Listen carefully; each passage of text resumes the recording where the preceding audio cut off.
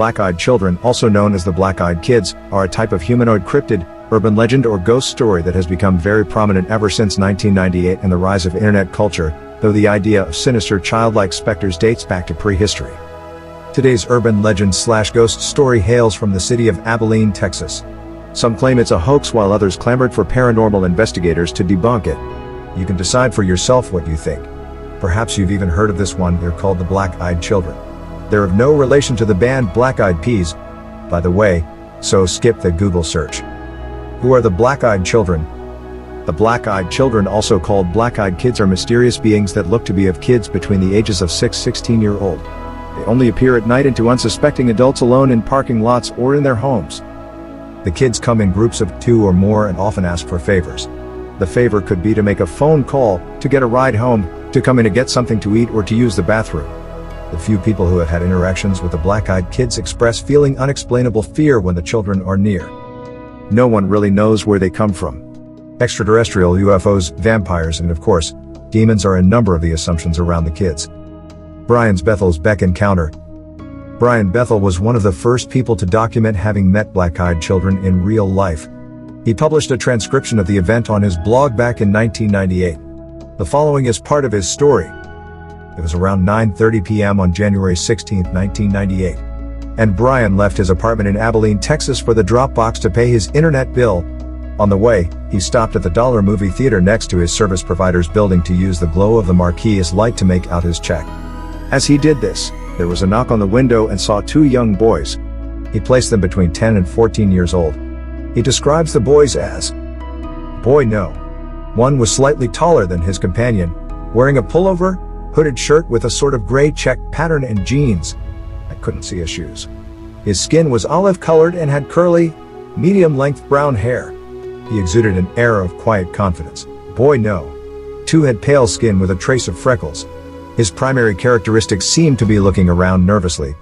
He was dressed in a similar manner to his companion, but his pullover was a light green color. His hair was a sort of pale orange. They didn't appear to be related, at least directly.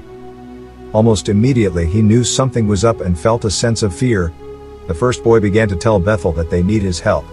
They wanted to see the new Mortal Kombat movie but forgot their money. Instead of asking for the money itself, the boy asks for a lift to their house to retrieve it.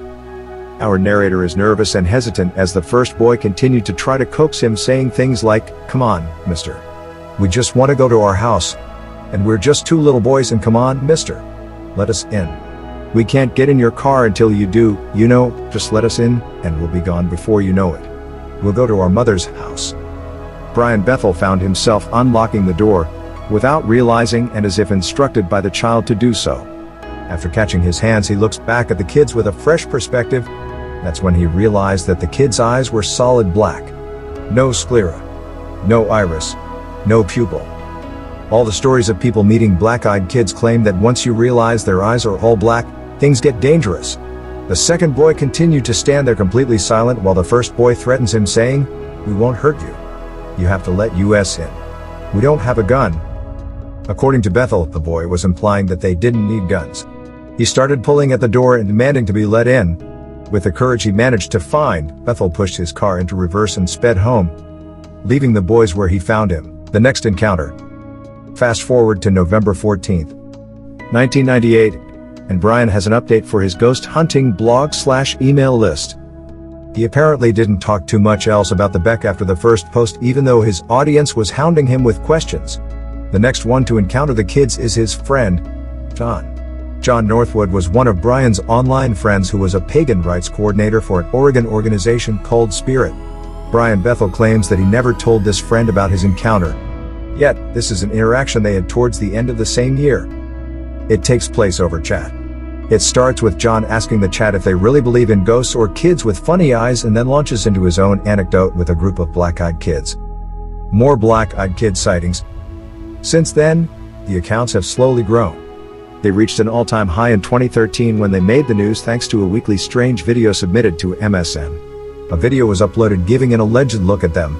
It was, however, quickly discredited, which only increased the mystery and curiously shrouding the mysterious children. To date, there have been many claims, conversation threads, countless videos, and even a book by author David Weatherly. An indie director, Nick Hagen, directed a horror film incorporating the eerie characters into the plotline. It's called Black Eyed Kids and incorporates a YouTube series he was working on called Sunshine.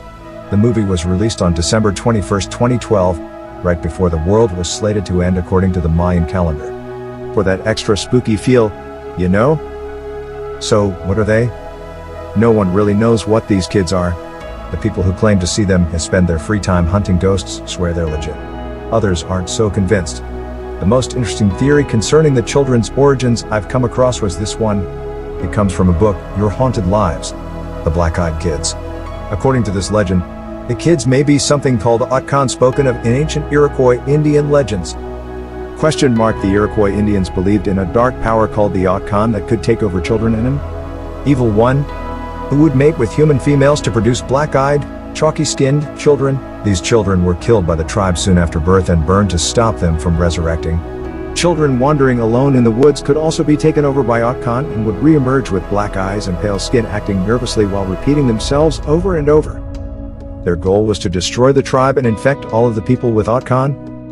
Unlike many paranormal phenomenon, black-eyed children encounters leave us wondering not just why they are there and what they want, but what exactly are they?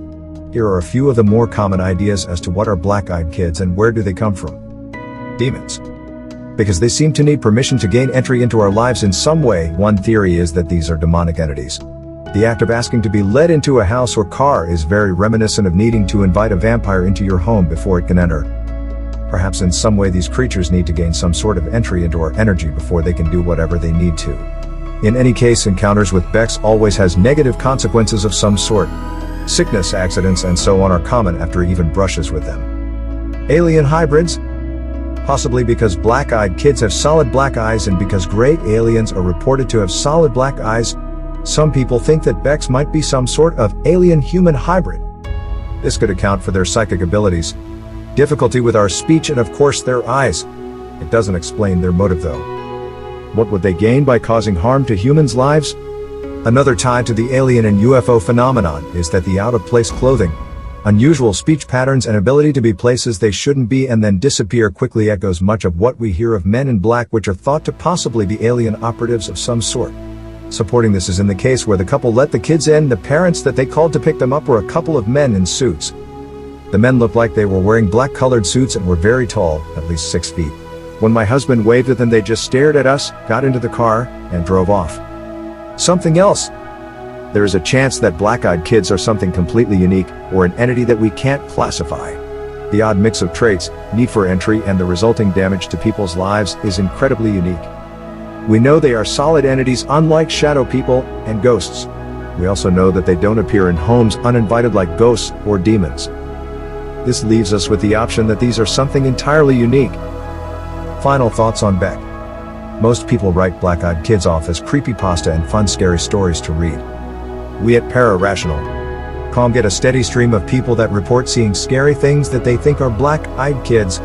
Most are likely something else, but some definitely fit the profile for Bex. While it is reasonable that some or even most of what people report is fiction, the reality is that it is unlikely that all of them are fabrications. That leaves us with the reality that, while rare, there are children in odd clothes, with jet black eyes stalking us. Have you encountered black-eyed children? If you have encountered something strange and think it might have been black-eyed children, let us know about it.